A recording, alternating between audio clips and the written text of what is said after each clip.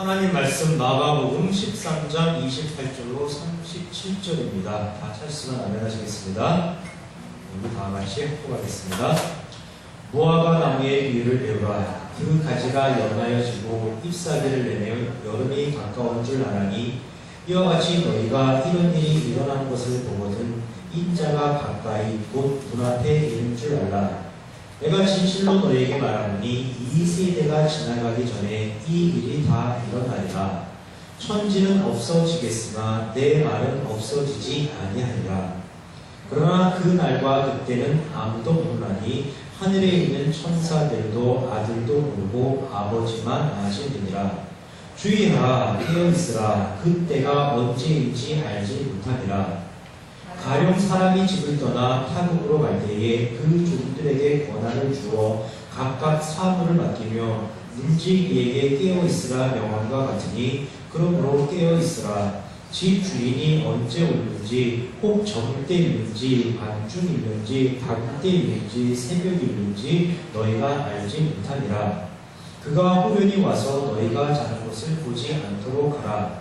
깨어있으라. 내가 너희에게 하는 이 말은 모든 사람에게 하는 말이라 하시니라. 네.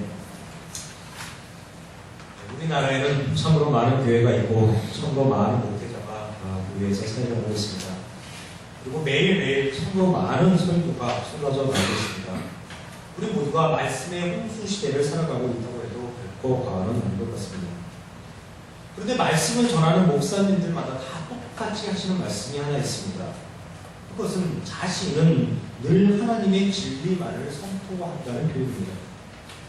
모든 목사님들은 자신의 이야기가 다 진리라고 주장을 하고 있고 자신은 오직 하나님의 진리만을 선포한다고 강대상에서 힘주어 강조합니다. 그런데 진리가 무엇입니까? 진리가 무엇인지에 관해서는 참으로 여러 가지 이론이 있고 여러 가지 학설이 있습니다. 하지만 아주 쉽게, 아주 간단하게 압축해서 진리가 무엇인가를 말씀드린다면 진리는 결코 변하지 않는 참된 이치라고 말할 수 있습니다. 진리는 변하면 안 됩니다. 조건과 환경에 따라서 시시때때로 변하면 그것은 결코 진리가 될 수 없습니다. 해는 동쪽에서 떠서 서쪽으로 지는 것이고 물은 높은 곳에서 낮은 곳으로 흐르는 것입니다. 2 곱하기 2는 4입니다. 이것이 변하게 되면 세상은 온통 뒤죽박죽이 되고 사람은 온전히 그 세상에서 살아갈 수가 없습니다. 진리는 결코 변해서도 안 되는 것이고 변하면 안 됩니다. 그렇다면 기독교에서 말하는 진리는 무엇일까요? 당연히 기독교의 진리는 하나님입니다. 하나님께서 존재하신다는 것이고 그 하나님에 의해서 세상이 지어졌다는 것이고 그 하나님에 의해서 세상이 운행되고 있다는 사실입니다. 당연한 결과로 이 세상에 모든 사람이 진리라고 생각하고 있는 것, 모든 사람이 진리라고 여기고 있는 것, 그 모두는 하나님에 의해서 비롯되는 것이라는 것입니다. 즉 세상에서 모든 진리의 원천은 하나님이시라는 것, 그것이 바로 기독교에서 말하는 진리입니다. 그 하나님이 사람을 지으셨고 그 하나님이 사람을 구원하셨고 그리고 그 하나님께서 구원한 사람을 온전히 그 구원한 사람이 살아갈 수 있도록 책임지고 보호하시고 인도하시고 계신다는 사실, 이건 모두가 다 진리입니다. 그런데 모든 목사님들이 진리만을 선포한다고 주장하시지만 자신은 진리만을 말하고 있다고 그렇게 강조를 하지만 과연 기독교에, 과연 교회에 진리가 존재하는 것인지 의문이 가시지를 않습니다. 조금 전 말씀드렸듯이 참 진리가 되기 위해서는 결코 진리가 변해서는 안 됩니다. 어떤 조건과 상황에 따라서 영향을 받아서 변하게 되면 그것은 결코 진리가 될 수 없다고 말씀을 드렸습니다. 하지만 안타깝게도 진리 자체이신 하나님, 모든 진리의 근원이요 원천 되시는 하나님의 실체가 매일매일 바뀌고 있음을 결코 부인할 수 없습니다. 강대상에서 선포되는 하나님의 모습이 시시때때로 변합니다. 어느 날에는 사랑의 하나님이었다가 어느 날에는 갑자기 진노의 하나님이 되어버립니다. 어느 날에는 긍휼의 하나님이었다가 어느 날에는 갑자기 징계의 하나님이 되어버립니다. 어느 날에는 상 주시고 복 주시는 하나님이었다가 어느 날에는 갑자기 벌 주시고 저주하시는 그런 하나님이 되어버립니다. 구원의 하나님이셨다가 교회가 어느 날 갑자기 그 구원을 취소해버릴 수도 있는 그런 하나님이 되어버립니다. 도대체 하나님의 정체가 무엇인지 알 수가 없습니다. 하나님의 본질이 무엇인지 궁금하기만 합니다. 강대상에서 선교하는 목사님들의 그 설교에 따르자면 아마도 하나님께서는 다중인격자의 원조라고 말할 수밖에 없는 그런 상황입니다. 또 전도할 때는 어떻습니까? 사랑의 하나님이라고 얘기합니다. 자비의 하나님이라고 말합니다. 긍휼의 하나님이라고 말합니다. 하나님만 믿으면 구원을 받고 복도 받고 세상 모든 일이 다 형통할 것이라고 그렇게 얘기를 합니다. 그런데 막상 교회에 나가기 시작하면 갑자기 얘기가 달라집니다. 이제부터는 네가 할 것이라고 얘기하는 것입니다. 회개를 해야 하고 기도를 해야 하고 봉사를 해야 하고 헌금을 해야 하고 모든 것이 네가 얼마만큼 하느냐에 따라서 다 달라지게 되어 있다고 그렇게 얘기를 합니다. 무슨 은혜가 있고 무슨 복음이 있고 무슨 진리가 있는지 도대체 알 수가 없습니다. 그때 달라지는 하나님을 어떻게 진리의 하나님이라고 말할 수가 있겠습니까? 그때 달라지는 하나님의 원리가 어찌 진리라고 말할 수가 있겠습니까? 이 교회에서 진리를 찾을 수가 없습니다. 목사님들이 진리의 하나님이라고 선포를 하지만은 목사님들의 이야기를 곰곰이 들여다보면 아무리 생각해도 진리의 하나님이라기보다는 변덕장의 하나님, 욕심장의 하나님, 심술장의 하나님, 이율배반적인 하나님, 그 하나님 쪽에 훨씬 더 가깝습니다. 근데 정말 문제는 이러한 사실을 세상 사람들은 잘 알고 있는데 오히려 기독교 성도들은 잘 모르고 있다는 겁니다. 세상 사람들은 기독교에서 하는 이야기가 교회에서 하는 이야기가 앞뒤가 잘 맞지가 않고 이치에 맞지 않고 억지인 경우가 참으로 많다고 주장하면서 교회의 회복을 요구를 하는데 정작 기독교 성도들은 그들의 주장을 외면합니다. 모든 교회가 그런 것은 아니겠지만 모든 목회자가 그 속에서 목회자들의 설교가 다 그런 것은 아니겠지만 정말로 기독교의 진리가 하나님의 진리가 우리 스스로에 의해서 왜곡되고 변질되고 그로 인해서 우리들 자신이 세상으로부터 욕을 먹고 있는 것은 아닌지 정말 곰곰이 생각해 봐야 할 것 같습니다. 요즘 우리는 마가복음 13장을 공부하고 있습니다. 오늘날을 살아가는 많은 성도들이 흔히 종말의 징조에 관한 예수님의 가르침이라고 생각하고 있는 내용입니다. 그렇지만 그것은 분명히 오해였습니다. 세상의 종말, 인류의 종말에 대해 말씀하시는 것이 아니라 예수님께서 곧 행하실 십자가 사역의 의미와 결과에 대해서 말씀하시는 내용이었습니다.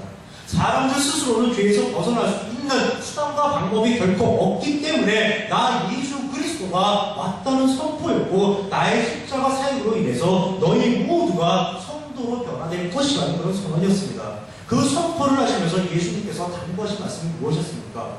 미혹당하지 말라는 말씀이었습니다. 13장 21절부터 23절까지 그때에 어떤 사람이 너희에게 말하되 보라 그리스도가 여기 있다 보라 저기 있다 해도 믿지 말라. 거짓 그리스도들과 거짓 선지자들이 일어나서 이적과 기사를 행하여 할 수만 있으면 택하신 자들을 미혹하려 하니라. 너희는 삼가라. 내가 모든 일을 너희에게 미리 말하였노라. 미리 미혹당하지 말라고 예수님께서는 그렇게 권면하셨습니다. 그런데 기독교에는 원천적으로 미혹이라는 것이 있을 수가 없다고 말씀드렸습니다. 왜냐하면 기독교는 하나님께서 일하시는 것이고 하나님의 일이시기에 결코 실패라는 것이 없기 때문입니다. 또 사람에게는 수단이 없고 방법이 없기 때문에 사람이 사람을 미혹한다는 그런 개념이 원천적으로 성립할 수가 없는 것이라고 말씀드렸습니다. 그런데 미혹하는 자가 언제나 등장을 하고 있고 또 그 미혹에 넘어가는 사람들이 언제나 존재하기에 예수님께서 미혹당하지 말라고 그렇게 권면하셨던 겁니다. 미혹이 무엇이었습니까? 순리가 아닌 영리를 제시하고 정상이 아닌 비법을 제시하고 일상적인 것이 아닌 특별한 것을 제시하는 것, 그것이 미혹이었습니다. 조건과 작용을 제시하고 수단과 방법을 제시하는 것, 그것이 바로 미혹이었습니다. 그런데 아주 때마침 그런 미혹이 요즘 우리나라에서 아주 기승을 부리고 있던 겁니다. 12월 전쟁설이 터져나오고 2월 전쟁설이 터져나오면서 사람들을 불안하게 만들고 있던 겁니다. 그리고 그 위기에서 벗어날 수 있는 방법이, 비법이 제시되고 있던 겁니다. 그런데 그 설의 근원지가 어디입니까? 다 목회자입니다. 다 교회입니다. 다 기독교입니다. 성경 말씀을 들먹거리면서 하나님으로부터 직통 계시를 받았다고 주장합니다. 이런 이야기에 가장 민감한 반응을 보이고 가장 동의하는 사람들, 그들이 누굽니까? 그냥 바로 기독교 성도입니다. 타 종교를 믿는 사람들 끄떡하지 않습니다. 아무런 종교도 가지고 있지 않는 대부분의 사람들 흑감기만 들 뿐입니다. 유독 진리이신 하나님만을 믿는다고 주장하고 생각하는 기독교 성도들만이 유난을 떨고 있는 그런 형국입니다. 전쟁 12월에 일어날 수 있습니다. 전쟁 2월에 일어날 수도 있습니다. 얼마든지 일어날 수 있습니다. 그런데 그 전쟁을 하나님께서 계획하시고 하나님께서 진행하시는 것입니다. 미혹하는 자들은 말합니다. 지금 우리나라가 너무나 부패해서 우리나라가 너무나 썩어 빠져서 하나님께서 손보시기로 작정하셨다고 말합니다. 그래서 하나님의 징계와 하나님의 심판이 코앞에 다가와 있다고 임박했다고 그렇게 말합니다. 기도하지 않고 깨어있지 않으면 그 징계와 그 심판에서 벗어날 수 없을 것이라고 그렇게 말합니다. 그들의 주장에 따르면 그럼 하나님은 어떤 분이 되십니까? 하나님은 부패를 척결하기 위해서 썩어 빠진 이 세상을 바로잡기 위해서 전쟁을 일으키시는 그런 주체가 되어버립니다. 그런데 과연 그럴까요? 결국 그렇지가 않습니다. 만약 그들의 주장대로라면 2000년 전에 예수님께서 이 땅에 오셔서 십자가를 지시고 죽으셨던 일은 아무 쓸모없는 일이 되어버립니다. 예수님의 죽음은 정말로 헛된 죽음이 되어버린 것입니다. 사람을 죄에서 구원하시기 위해 스스로 육신을 입고 이 땅에 오셨고 죽으셨고 부활하신 하나님의 사역은 완전히 실패로 끝난 결과가 되어버린 겁니다. 즉 그들의 주장에 따르면 하나님께서 죽으시는 것으로도 안 되니까 하나님께서 다시 구약 시대로 돌아가 구약의 방식으로 사람들을 깨우치기 시작하셨다고 말하는 것과 똑같은 이치입니다. 구약의 방식이 무엇이었습니까? 사람들에게 하나님을 알리시기 위해서, 사람들에게 하나님을 가르쳐 주시기 위해서 하나님께서 직접 계시라는 그런 사건을 일으켰던 그런 시대입니다. 만약 하나님께서 썩어 빠진 세상을 바로잡자고 손보시기 위해서 이런 사건을 일으키신다고 그렇게 주장을 하면은 결국은 하나님께서 실패하셔서 구약으로 돌아가셨다고 얘기하는 것과 똑같습니다. 하나님의 실패를 말하는 것과 똑같습니다. 그런데 하나님께서 과연 실패를 하셨냐는 겁니다. 아닙니다. 하나님께서는 결코 실패하지 않으셨습니다. 하나님은 다 이루셨습니다. 하나님께서는 다 성취하셨습니다. 하나님의 실패가 아니라 바로 사람의 실패입니다. 즉 하나님의 일하심의 의미, 하나님께서 이루내신 성취의 의미를 온전히 깨닫지 못하고 여전히 죄의 원리를 고집하고 죄의 원리에 집착하면서 사로잡혀서 세상을 살아가는 사람들의 실패라는 겁니다. 하나님께서 애굽에서 노예생활하던 이스라엘 백성들을 구원해서 적과 꿀이 흐르는 가나안 땅으로 들여보내주셨음에도 불구하고 그 죄의 원리에 사로잡혀서 온전히 살아가지 못했던 이스라엘 백성들과 똑같습니다. 전혀 다르지 않습니다. 이게 하나님의 실패가 아니라 철저하게 사람의 실패입니다. 전쟁이 일어난다. 왜 일어납니까? 하나님의 징계로 전쟁이 일어나는 것입니다. 하나님의 그 심판으로 전쟁이 일어나는 것입니까? 아닙니다. 전쟁은 바로 죄 때문에 일어나는 겁니다. 하나님의 구원의 은혜에도 불구하고 그 구원의 은혜를 누리는데 실패한 사람들의 죄적 원리가 전쟁의 원인이 되는 것이지 하나님께서 전쟁을 일으키시는 것이 결코 아닙니다. 그럼 전쟁을 피하려면 어떻게 해야 됩니까? 당연히 그 전쟁의 원인이 되는 죄의 실체를 알고 그 죄의 원리에서 벗어나면 되는 것입니다. 그런데 사람 스스로는 죄를 알 수도 없고 죄에서 벗어날 수도 없습니다. 누군가가 도와주고 누군가가 나서줘야만 합니다. 그래서 나 예수 그리스도가 왔다고 선포하는 내용, 그 내용이 바로 마가복음 13장입니다. 이 내용만 온전히 알고 있어도 결코 미혹당하지 않습니다. 이 내용만 온전히 이해하고 있어도 세상의 그 어떤 미혹, 세상의 그 어떤 유혹, 세상 그 어떤 시험에도 넘어가지 않습니다. 그래서 미혹당하지 말라고 권면하셨던 예수님께서 다시 한번 그 사실을 강조하는 내용이 무엇입니까? 바로 오늘 보면 무화과 나무의 비유를 배우라는 권면입니다. 즉 하나님의 원리를 온전히 배우고 온전히 알라는 것입니다. 13장 28절에서 29절을 보겠습니다. 무화과 나무의 비유를 이어가 그 가지가 연하여지고 잎사귀를 내면 여름이 가까운 줄 아나니 이와 같이 너희가 이런 일이 일어나는 것을 보거든 인자가 가까이 곧 문 앞에 이른 줄 알라. 무화과 나무의 비유라는 말은 특별히 무화과 나무를 말하는 것이 아니라 그냥 나무입니다. 그래서 지금 무화과 나무의 비유를 배우는 무화과 나무를 강조하는 것이 아니라 나무를 강조하는 것입니다. 즉 나무의 원리, 식물의 원리, 또는 생명의 원리, 자연의 원리, 자연의 순리를 보고 배우라는 것입니다. 나무에게 있어서 순리가 무엇입니까? 무화과 나무에게 있어서 순리가 무엇입니까? 성경에 나오는 문자 그대로 그 가지가 연하여지고 잎사귀를 내면 여름이 가까이 다가왔다는 것입니다. 이것이 순리입니다. 이것이 자연의 원리요, 이것이 정해진 절차입니다. 기독교에서 말하는 세상은 하나님께서 창조하신 세상입니다. 그래서 기독교에서 말하는 자연도 당연히 하나님께서 창조하신 자연입니다. 그래서 자연의 원리, 자연의 순리라는 표현은 당연히 하나님의 원리라는 말과 통하는 것입니다. 하나님께서 자연에게 오늘 본문에서처럼 무화과 나무에게 자연의 원리, 성장의 원리를 주셨습니다. 그래서 나무는 정해진 원리와 하나님의 원리대로 운영이 되는 것입니다. 그 원리가 가지가 연하여지고 잎사귀가 내리는 여름이 가까운 줄 아는 것 그것입니다. 그러면 나무에게, 생명에게 그러한 원리를 주신 하나님 스스로는 그 원리대로 얼마나 철저하게 행하시는 분이겠느냐. 그것을 강조합니다. 자연의 원리, 나무의 원리를 보면 그 정해진 절차와 순서에 따라, 그 의도에 따라 진행되어져 간다. 하나님께서 그렇게 정해 놓으셨기 때문에 그렇게 정해진 대로 그 진행되어 간다. 그것을 정하신 하나님이라면, 그 정하신 대로 운행하시는 하나님이시라면 하나님 스스로는 얼마나 절차와 목적에 합당하게끔 행하시겠느냐. 그것을 지금 강조합니다. 그러면 무화과 나무의 원리를 통해서 가르쳐 주시고자 하는 비유의 교훈은 무엇일까요? 모든 것은 순리대로 된다는 겁니다. 이 순리대로 된다는 말을 다른 표현으로 하면 하나님의 뜻대로 된다.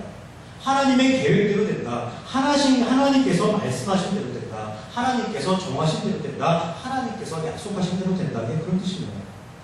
그렇다면 하나님의 계획, 하나님의 뜻, 하나님의 말씀, 하나님의 약속이 무엇입니까? 그것은 하나님께서 사람을 구원하시겠다는 것입니다.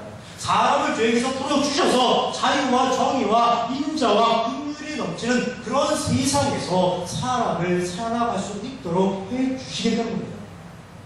그 하나님의 뜻, 그 하나님의 계획이 하나님께서 의도하신 절차에 따라서, 하나님께서 의도하신 순서에 따라서 차례차례 진행되어져 간다는 겁니다. 그러면 하나님의 뜻이, 하나님께서 의도하신 원리, 하나님께서 의도하신 절차, 그리고 하나님께서 의도하신 순서대로 진행되어져 간다. 이 표현을 네 글자로 줄이면 어떻게 되겠습니까? 하나님의 계획이 하나님의 목적에 합당하게끔 순리대로 이루어진다. 이 표현을 네 글자로 줄이면 어떻게 되겠습니까? 이 표현을 네 글자로 줄이면 때가 참회라고 표현하는 겁니다. 때가 참회, 가지가 연하여지고, 때가 참회, 잎사귀를 내고, 때가 참회, 바로 여름이 가까웠다는 것입니다. 순리에 따라서, 절차에 따라서 때가 차야 모든 것이 이루어진다는 그런 원리인 것입니다. 그 때가 왔다는 표현, 즉 구원의 때가 왔다는 표현이 29절입니다. 29절 말씀, 이와 같이 너희가 이런 일이 일어나는 것을 보거든 인자가 가까이 곧 문 앞에 이른 줄 알라라는 말씀입니다. 먼저 한 가지 짚고 넘어가야 하는 표현이 있습니다. 우리가 가지고 있는 성경에 보면은 인자 앞에 2번 괄호가 있고 그 아래에 설명으로 때가라고 되어 있습니다. 인자가 가까이 오면 곧 문 앞에 이른 줄 알라라는 이 말씀에서 원래 인자라는 말은 헬라어 원문 성경에는 없는 단어입니다. 그냥 그 인자라는 말은 3인칭 단순히 그것이라고 표현할 수 있는데, 번역자들이 그것을 그것이 무엇일까 곰곰이 생각하다가 의역을 해서 인자라고 그렇게 첨가를 해놓은 겁니다. 문맥상으로 보면은 인자보다는 때가라는 그 표현이 훨씬 더 적합합니다. 따라서 인자가 가까이 곧 문 앞에 있는 줄 알라라는 이 말을 다른 말로 표현하면 때가 가까이 있는 줄 알라입니다. 그래서 번역을 조금만 더 바꿔보면은 무화과 나무의 비유를 비유라. 그 가지가 연하여 지고 잎사귀를 내면 여름이 가까운 줄 아나니 이와 같이 너희가 때가 아나니 이와 같이 너희가 이런 일이 일어나는 것을 보거든 때가 가까이 이른 줄 알라라고 했습니다. 때가 가까이 다가왔다라는 것, 그것을 알라라는 그런 표현입니다. 이 표현에서 예수님은 지금 자신의 사역이 순리대로, 자신의 사역이 하나님의 계획과 하나님의 원리대로 착착 진행되고 있다는 것을 강조하는 것이고, 이제 곧 자신의 사역이, 자신이 십자가를 질 그 사역의 때가, 구원의 때가 다가왔다라고 말씀을 하신 것입니다. 예수님은 마구잡이로 사역을 하신 것이 아니라 그때 상황에 따라 변신하면서 사역을 하신 것이 아니라 하나님께서 계획하신 대로, 하나님께서 약속하신 대로 때가 참에 오셨고 때가 참에 십자가를 지시는 것이고 때가 참에 사흘 만에 부활하신 겁니다. 지금 이 세상이 아수라는 자기고 제 멋대로 돌아가는 것처럼 보이지만 그렇게 생각하지 말라는 겁니다. 바로 지금이 구원의 때라고 말씀하신 것입니다. 지금 무화과 나무가 때에 따라서 완성되어져 가는 것처럼 하나님께서 사람을 구원하시고자 하는 그 십자가 사건이 하나님의 계획대로, 하나님의 그 의도대로 순조롭게 진행되고 있다는 것을 말씀하신 것입니다. 그렇게 말씀하시고 나서 이제 그 십자가 사건, 그 구원의 사건이 언제 일어났는지 말씀해 주십니다. 그 내용이 13장 30절입니다. 내가 진실로 너에게 말하노니 이 세대가 지나가기 전에 이 일이 다 일어나리라입니다. 사람들이 마가복음 13장을 종말에 관한 예수님의 말씀이라고 많이 오해하고 한다고 말씀드렸습니다. 그런데 성경의 표현을 보게 되면 그렇게 오해할 여지가 너무나 많이 있습니다. 우선 마가복음 13장에 사용된 동사들을 살펴보면 27개의 동사가 다 미래형 동사입니다. 그리고 19개의 동사가 명령형 동사입니다. 즉 이렇게 저렇게 될 것이니 너희들은 이렇게 저렇게 하라라는 그런 형태의 표현이 주류를 이루고 있습니다. 한번 보겠습니다. 많은 사람이 내 이름으로 와서 미혹할 것이니 너희는 미혹을 받지 않도록 주의하라. 너희가 미움을 받을 것이나 끝까지 견디는 자는 구원을 받으리라. 멸망에 가증한 것이 선 것을 보거든 산으로 도망하라. 내가 모든 일을 너희에게 미리 말하였으니 너희는 삼가하라. 이런 표현처럼 미래형 동사와 명령형 동사가 주류를 이루고 있으니까 미래의 종말의 때에 일어날 일을 말씀하신 것처럼 생각할 수가 있고 또 그때 해야 할 일에 대해서 예수님이 명령하신 것처럼 그렇게 느껴질 수도 있습니다. 무리가 아닙니다. 또 군데군데 나타나는 표현이 마치 종말의 때에 말씀하시는 것처럼 오해될 여지도 다분합니다. 난리와 난리의 소문을 들을 때에 끝까지 견디는 자는 지금까지 이런 환란이 없었고 하늘에 있는 권능들이 흔들리더라. 땅 끝으로부터 하늘 끝까지 사방에서 모으리라. 이게 다 오해의 가능성이 충분한 그런 표현들입니다. 오늘 보면 이 세대가 지나가기 전에 이 일이 다 일어날라라는 이 표현도 마찬가지입니다. 얼핏 보면 정말로 종말의 때에 대해 말씀하시는 것이라고 생각할 수 있습니다. 그런데 이 세대가 지나가기 전에라는 표현이 과연 종말의 때에 대해서 말씀하시는 그런 의미일까요? 그렇지 않다는 겁니다. 사람의 기준에서 이 세대라는 그런 표현을 한번 생각을 해보겠습니다. 사람의 기준에서 이 세대라고 하면 다 자신이 살고 있는 세대입니다.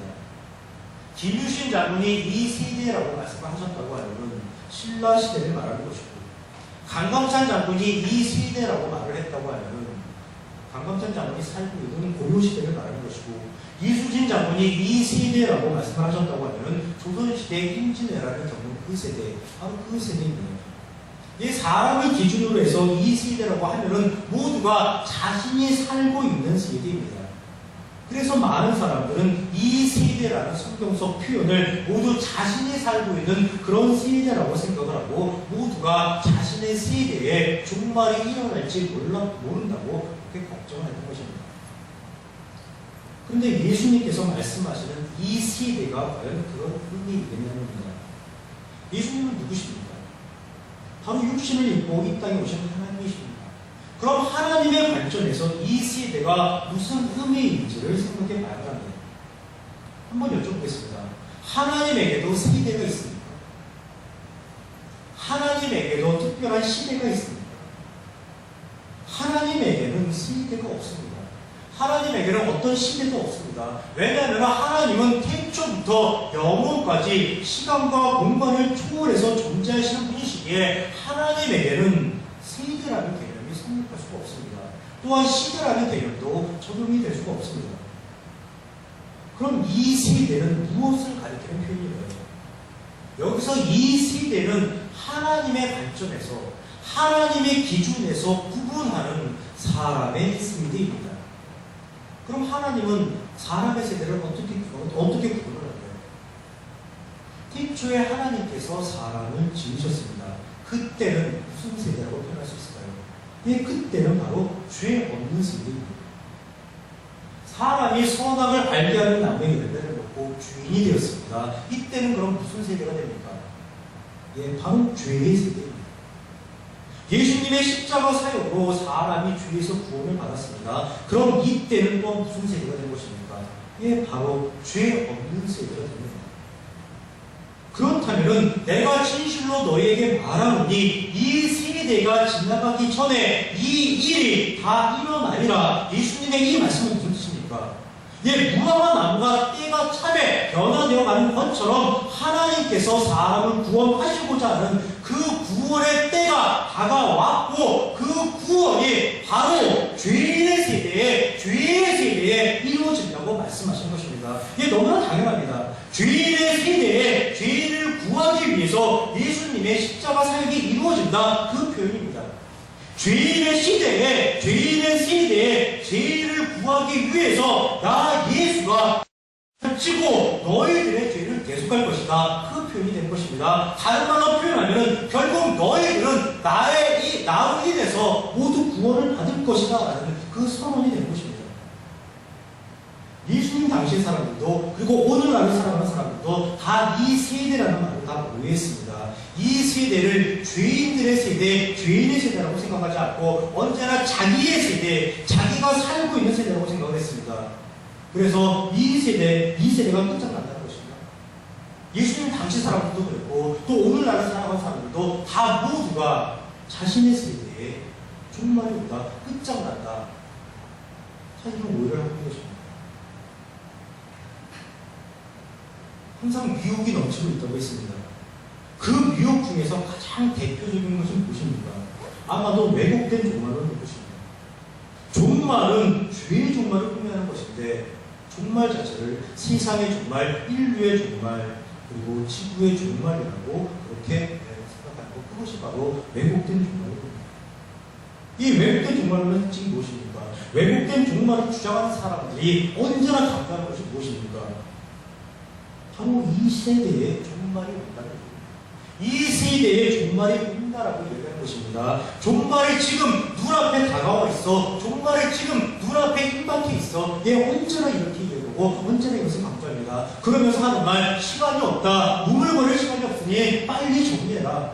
채취할 시간이 없으니 빨리 하던 일 마무리해라. 빨리 집 팔고 빨리 땅 팔고 빨리 소 팔아서 빨리 방주 안으로 들어와. 지금 번지고 있는 12월 전쟁 소리 다 그런 건 아닙니다. 곧 세상이 끝장난다. 곧 천지가 없어진다. 빨리 준비해라. 미리 준비해라. 다 그런 건 아닙니다. 그래서 또 아주 묘하게도 성경에 바로 그런 얘기가 나옵니다. 아무 생각 없이 읽으면 다 오해할 수 있게 그렇게 성경이 기록되어 있습니다. 그 구절이 바로 잇따라 나오는 13장 31절입니다.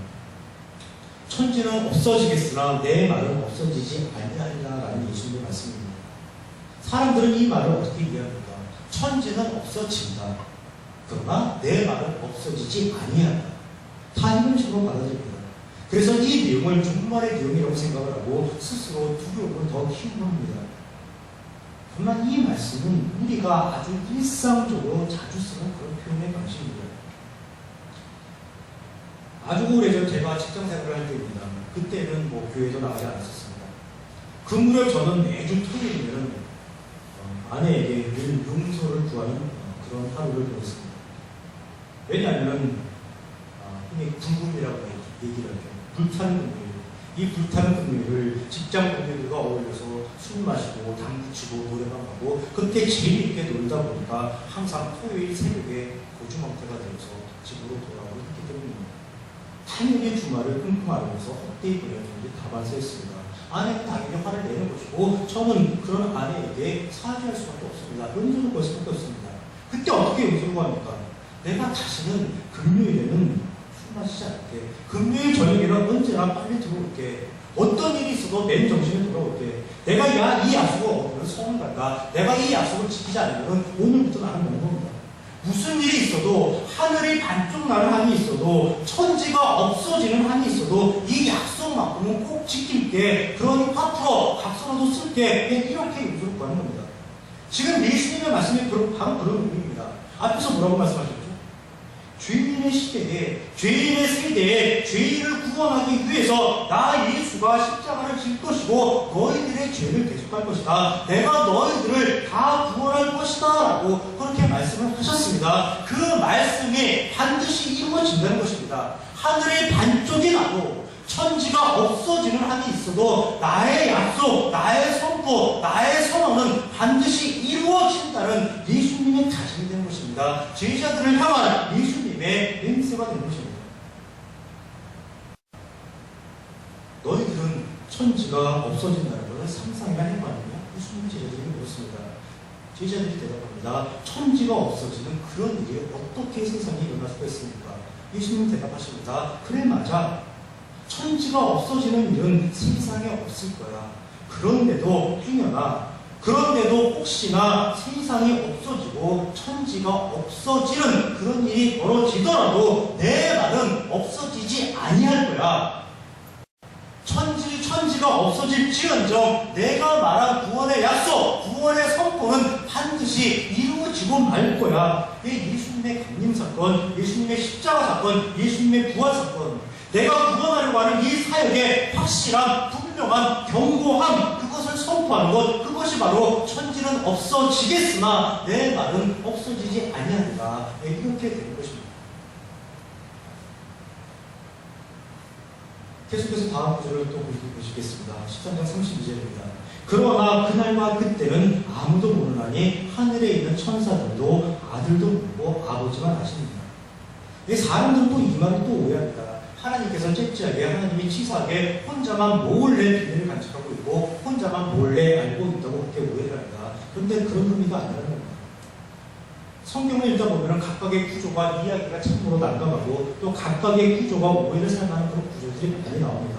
그런데 그런 오해를 방지하는 것은 각각의 구조를 세밀하게 자세하게 들여다보는 것보다는 전체를 얼마나 개괄적으로 이해하고 있느냐, 거기에 따라 달라집니다. 즉 전체를 보고 그 전체를 충분히 이해하는 그런 기초 가운데서 각각의 구조를 이해를 해야만 합니다. 기독교를 무슨 종교라고 그럽니까? 기독교를 흔히 계시의 종교라고 얘기를 합니다. 계시라는 말은 무슨 뜻입니까? 드러내다, 나타내다, 보여주다, 알려주다, 다 알게 하다. 이게 바로 기독교입니다. 기독교는 사람이 주인이 되어서 아무것도 알지 못하고 있는데 하나님께서 사람에게 찾아와서 하나님을 알려주는 그런 종교입니다. 기독교는 알려주는 종교고 드러내는 종교고 보여주는 종교고 나타내는 종교고 가르치는 종교입니다. 그런 하나님이, 그런 기독교가 비밀의 종교, 신비의 종교, 은밀한 종교, 그런 식으로 이해가 되서는 절대 안 됩니다. 13장 32절도 마찬가지입니다. 마치 하나님께서 무엇인가를 감추시는 것처럼 생각하시면 안 됩니다. 무엇인가를 비밀로 해두고 특별한 자에게만 알려주는 것처럼 생각해서는 절대로 안 됩니다. 그런 것은 아무나 아는 게 아니야. 기도 많이 하는 사람만 알고, 영역이 많은 사람만 알고, 신통력이 뛰어난 사람만 알고, 하나님께서 본란에 특별한 사람만 알고 있는 거야. 이렇게 말하는 자들은 다 농락없이 이단이고 사람들은 다 미혹한 것입니다. 나는 알고 있는데 나한테 잘하면 내가 다 알려줄게. 내가 다 사기치는 거야. 그날과 그때는 아무도 모르는 거예요. 이게 무슨 뜻입니까? 결정적인 사실은 하나님 혼자만 알고 계신다. 이런 표현이 아닙니다. 너무나 중요한 일이라서 아들도 안 가르쳐주고 천사도 안 가르쳐준다. 그런 말이 결코 아닙니다. 예수님의 이 말씀은 사람으로서는 아무것도 모르기 때문에 당연히 아무것도 할 수 없다는 것을 강조하시는 표현입니다. 즉 구원은 사람의 지식으로, 사람의 결심으로, 사람의 결단으로, 사람의 지혜로, 사람의 수고로, 사람의 일하는 것으로 된다는 것이 아니라 오직 하나님으로, 오직 하나님의 일하심으로만 가능하다는 그런 의미입니다. 그 하나님께서 일하실 것이니까, 그 하나님께서 구원하실 것이니까 천지가 없어질지언정 하나님의 말씀은 결코 없어지지 아니하니까, 천지가 없어질지언정 하나님의 말씀은 반드시 이루어지니까 너희들은 아무 염려하지 말라, 아무 걱정하지 말라, 아무 두려움 갖지 말라. 바로 하나님께서 행하실 일에 대한 확증의 선포가 되는 것입니다. 그러면서 하시는 말씀 13장 33절 주의하라 깨어있으라 그때가 언제인지 알지 못하니라입니다. 또 이 마가복음 13장은 종말에 관한 내용으로 오해하는 사람들 이 말씀을 이렇게 생각합니다. 종말이 언제 올지 모르니까, 예수님의 재림이 언제 일어날지 모르니까, 언제 세상이 끝장날지 모르니까 늘 깨어 있어야 하고, 늘 정신 바짝 차리고 있어야 하고, 늘 기도해야 하고, 늘 준비하고 있어야 한다고 그렇게 받아들입니다. 그런데 이 말씀이 과연 그런 것일까요? 그렇지 않습니다. 이 말씀을 하시는 예수님 당시를 한번 생각해 보십시오. 그 당시 사람들은 예수님이 누구신지 전혀 몰랐습니다. 예수님께서 십자가에 달려 죽으시고 사흘 만에 다시 살아나실 것이라고 수차례나 말씀하셨지만 알아듣는 사람 아무도 없었습니다. 좀 전에 예수님도 말씀하셨습니다. 그날과 그때는 아무도 모르고, 천사도 모르고, 아들도 모르고, 오로지 아버지만 아신다고 말씀하셨습니다. 이 사람들은 예수님의 존재와 예수님의 사역에 대해서 전혀 모르고 전혀 이해를 하지 못하고 있습니다. 아무것도 모르고 있습니다. 그 아무것도 모르는 사람들에게 주의하라, 깨어 있으라라고 예수님께서 권면을 하십니다. 그런 사람들이, 아무것도 모르는 사람들이 그 권면을 알아듣고 그 권면을 받아들이고, 그렇지 않습니다. 아무것도 모르는 사람들은 그 말을 이해하지도 못하고 수용하지도 못합니다. 물론 예수님께서도 이 사실을 다 알고 계십니다.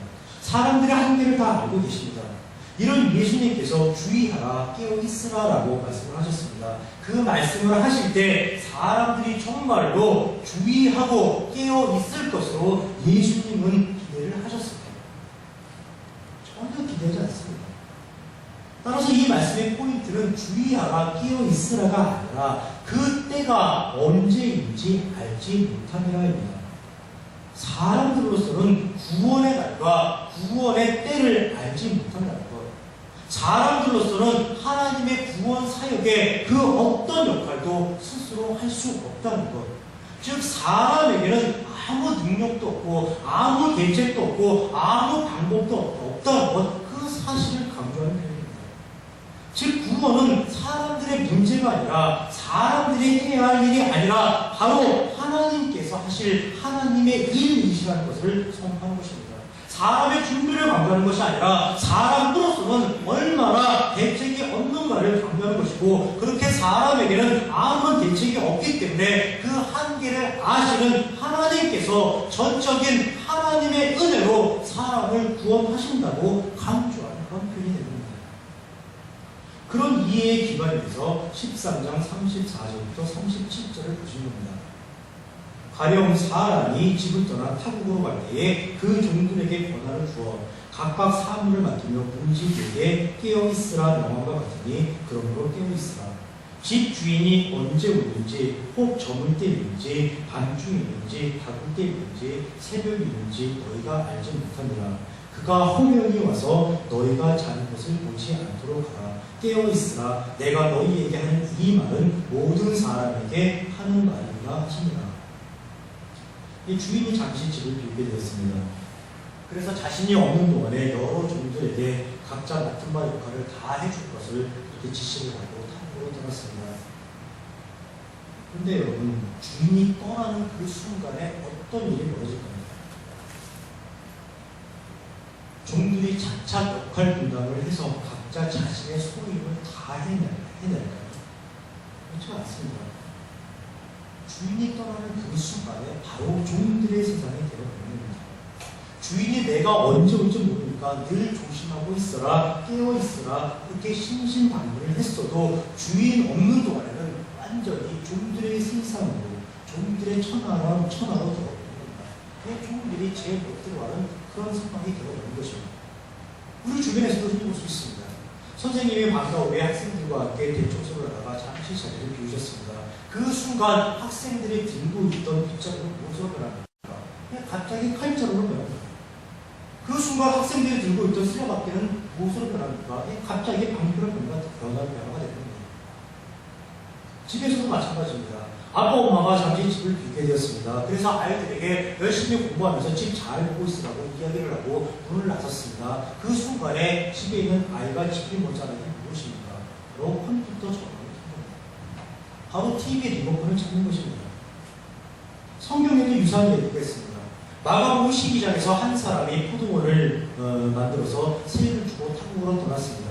때가 되어서 세를 받으려고 종들을 그 사람들에게 보냈더니 그들은 그 종들을 다 잡아 죽였습니다. 마지막으로 보냈던 아들마저도 죽여서 포도원 밖에 내던져버렸습니다. 그들이 왜 그랬습니까? 그 포도원을 거저 먹었던 것입니다. 그 포도원을 거저 차지하자고 그런 일을 벌였던 것입니다. 이런 모습들이 바로 주인들의 심층입니다.